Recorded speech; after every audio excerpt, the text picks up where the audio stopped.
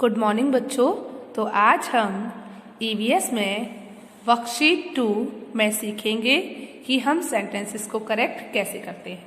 तो देखिए, इसमें मैंने जो आपको होमवर्क दिया है वो क्या है, correct the following sentences and right also and rewrite also.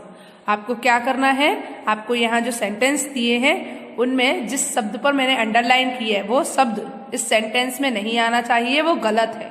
तो आपको उसे सही करना है और सेंटेंस को दोबारा लिखना है। ओके, तो कैसे, आपकी जो हेडिंग है वो क्या बोल रही है, करेक्ट द सेंटेंसेस, मतलब जो सेंटेंसेस दिए हैं आपको उनको करेक्ट करना है। एंड रीराइट ऑल्सो, और दोबारा लिखना है, करेक्ट करके लिखना भी है। ओके, तो कैसे करोगे आप देखिए।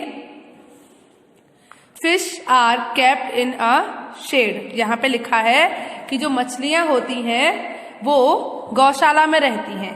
बताइए क्या ये सही है, मछलियां गौशाला में रहती हैं? नहीं ना, ये गलत है। तो क्या लिखोगे आप बताइए, fish are kept in a aquarium. मछलियां कहाँ रहती हैं हमारे घरों में? एक्वेरियम में रहती हैं। तो आपको ये जो शब्द है इसकी जगह आप एक्वेरियम लगाओगे। क्या लगाओगे? एक्वेरियम। तो इसको आप यहीं की यहीं सही नहीं करोगे, आप पूरा सेंटेंस दोबारा लिखोगे। कैसे? Fish are kept in a aquarium, fish are kept in an aquarium, मतलब मछलियां एक्वेरियम में रहती हैं। तो आपको समझ आया? चलिए अगला देखिए। तो जो आपका सेकंड सेंटेंस है वो क्या है, elephants are used in desert area. तो जो हमारा सेकंड नंबर का सेंटेंस है वो क्या है, elephants are used in desert area, मतलब हम हाथी का यूज डेजर्ट एरिया में, मतलब रेगिस्तानी क्षेत्रों में उपयोग करते हैं। हम हाथी रेगिस्तानी क्षेत्रों में उपयोग होता है, ऐसा है? बताइए, हाथी का उपयोग होता है रेगिस्तानी क्षेत्रों में या किसी और जानवर का? किसका होता है? कैमल्स का, है ना? तो camels are used in desert areas. आप कैसे लिखोगे? Camels are used in desert area. तो आप एलिफेंट की जगह पर क्या लिखने वाले हो? कैमल्स। क्या हो गया? Camels are used in desert areas. तो आपको समझ आ गया होगा। चलिए अब हम अपना अगला देखते हैं। तो थर्ड नंबर का जो हमारा सेंटेंस है वो क्या है, A sketch is a detailed drawing of a small area। तो बच्चों आपको पता है किसी भी छोटे क्षेत्र की विस्तृत चित्र को हम क्या कहते हैं? स्केच कहते हैं या प्लान कहते हैं? प्लान कहते हैं। और स्केच क्या होता है, आपको पता है स्केच क्या होता है? बताइए मुझे, क्या होता है sketch? Sketch is a rough drawing of a place. Sketch क्या है? एक रफ ड्रॉइंग है। और प्लान क्या है? एक डिटेल्ड ड्रॉइंग है। तो यहाँ पर आपसे क्या पूछी है? डिटेल्ड ड्रॉइंग, है ना? तो इसकी स्केच की जगह पर आप क्या लगाओगे? प्लान। क्या लगाओगे स्केच की जगह पर? प्लान। तो आप जब सेंटेंस को दोबारा लिखोगे तो कैसे लिखोगे? A sketch is a detailed drawing of a small area. पहले आपने ये लिखा, उसके बाद आप इसका सही, इसको करेक्ट करके कैसे लिखोगे? A plan is a detailed drawing of a small area. कैसे लिखोगे? A plan is a detailed drawing of a small area. तो जिन शब्दों पर मैंने अंडरलाइन की है, जिन स्पेलिंग्स पर मैंने अंडरलाइन की है, उसकी जगह पर हमको उसका जो सही मीनिंग है वो लिखना है। ठीक है, अगला देखते हैं। तो फोर्थ नंबर का जो हमारा सेंटेंस है वो क्या है, igloo is a house on wheels, मतलब इग्लू कैसा घर है? जो पहियों पर होता है। इग्लू पहियों पर खड़ा एक घर है। बताइए ऐसा है? इग्लू किसका घर होता है बच्चों?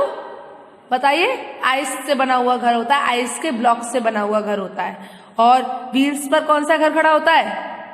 कारवां। तो यहाँ पर इग्लू की जगह पर आप क्या लिखोगे? इग्लू के प्लेस पर कारवां। तो कैसे लिखोगे? पहले आप इस वाले सेंटेंस को उतारोगे, नीचे आप लाइन करोगे, है ना? फिर वहां क्या लिखोगे? कारवां is a house on wheels. कैसे लिखोगे? कारवां is a house on wheels. तो आपको समझ आया? चलिए अगला देखिए। अगला क्या है, hens are kept in cage. मतलब क्या कहा जा रहा है कि मुर्गियां पिंजरे में रखी जाती हैं। बताइए ऐसा है, मुर्गियों को पिंजरे में रखा जाता है? किस में रखा जाता है? बोलिए। कूप में। मुर्गियों को किस में रखा जाता है बच्चों? बताइए आप मुझे। मुर्गियां हम किस में रखते हैं? कूप में। तो क्या आएगा? Hens are kept in coop. क्या लिखेंगे? Hens are kept in coop. 6 number का देखिए, spiders and scorpions have 6 legs। Spider और स्कॉर्पियंस के 6 पैर होते हैं। बताइए, स्पाइडर और स्कॉर्पियन के 6 पैर होते हैं। बताइए कितने पैर होते हैं स्कॉर्पियन और स्पाइडर के? 8 legs होते हैं। तो यहाँ आप 6 की जगह क्या लिखोगे? 8। कैसे लिखोगे? Spider and scorpions have 8 legs। क्या लिखोगे बच्चों? Spider and scorpions have 8 legs। ठीक है, अगला देखिए 8 नंबर का क्या है? अर्थ is also called a green planet. अब अर्थ को हम बच्चों क्या कहते हैं? क्या कहते हैं बताइए आप मुझे। अर्थ को हम और क्या कहते हैं? ब्लू प्लेनेट, ना कि ग्रीन प्लेनेट। तो आप क्या लिखोगे? अर्थ is also called a blue planet. मतलब अर्थ को नीला ग्रह के नाम से भी पुकारा जाता है। तो अर्थ ग्रह को हम नीला ग्रह भी कहते हैं। तो earth is also called a blue planet. Okay, अगला देखिए, some old people live in orphanage. अब बच्चों ऑर्फनेज में कौन रहता है? अनाथ बच्चे, orphan.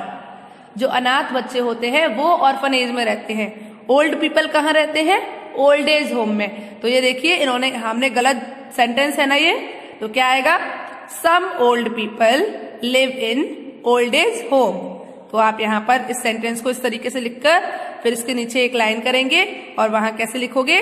Some old people live in old age home. तो आपको 8 नंबर का समझ आ गया। चलिए तो अब हम अपना अगला देखते हैं। तो जो हमारा अगला सेंटेंस है वो क्या है? तो देखिए जो हमारा 9 नंबर का सेंटेंस है वो क्या है? Huts are called blank house. जो हट्स होती हैं वो कैसा घर कहलाती हैं बच्चों? बताइए। पक्का घर कहलाती हैं? पक्के घर तो फ्लैट्स, बंगलो ये कहलाते हैं। हट्स कैसे घर कहलाते हैं? कच्चे घर कहलाते हैं। तो huts are called kachcha house. अगला देखिए, tailor grows crops for us. बताइए हमारे लिए क्रॉप्स, फसल कौन उगाता है? बताइए, बताइए जल्दी। फार्मर। तो आप यहाँ क्या लिखोगे? Farmer. Farmer grows crops for अस, मतलब किसान हमारे लिए क्रॉप्स मतलब फसल उगाते हैं। तो आपको समझ आ गई ये एक्सरसाइज। चलिए अगली एक्सरसाइज जो है हमारी वो क्या है? Right word meanings. तो मैंने यहाँ पर आपको कुछ शब्द दिए हैं, आपको इनकी हिंदी और इनकी इंग्लिश लिखनी है। जो मैंने हिंदी में दिए हैं आपको उनकी इंग्लिश लिखनी है, और जो इंग्लिश में दिए हैं उनकी आपको हिंदी लिखनी है। तो देखिए जो हमारा पहला मीनिंग है वो क्या है? पैसेंजर्स। पैसेंजर की हिंदी क्या होती है? यात्री। सेकंड है मैप। मैप की हिंदी क्या होती है? नक्शा। थर्ड नंबर पर है सिंबल। सिंबल की हिंदी क्या होती है? प्रतीक। फोर्थ नंबर पर दिया है ऊर्जा। ऊर्जा की अंग्रेजी क्या होती है? एनर्जी। और फिफ्थ नंबर पर दिया है खोखला। खोखले की अंग्रेजी क्या होती है बच्चों? हॉलो। और 6 नंबर पर दिया है चश्मा, और चश्मे की अंग्रेजी क्या होती है? स्पेक्टिकल्स। तो बच्चों आपको इन सभी वर्ड मीनिंग्स की हिंदी और इंग्लिश लिखनी है। जिनकी आपको इंग्लिश लिखनी है उनकी आपको इंग्लिश लिखनी है, और जो मैंने आपको इंग्लिश में दिए हैं उनकी आपको हिंदी लिखनी है। जो हिंदी में दिए हैं उनकी इंग्लिश लिखनी है, और जो इंग्लिश में दिए हैं उनकी हिंदी लिखनी है। तो बच्चों आपको ईवीएस की वर्कशीट 2 की ये दोनों एक्सरसाइजेस समझ आई। तो आज आपको होमवर्क में ये दोनों एक्सरसाइज अपनी ईवीएस की पेयर नोटबुक में करनी है। कैसी राइटिंग में? साफ और सुंदर राइटिंग में। ओके, तो आज के लिए बस इतना ही। चलिए गुड बाय।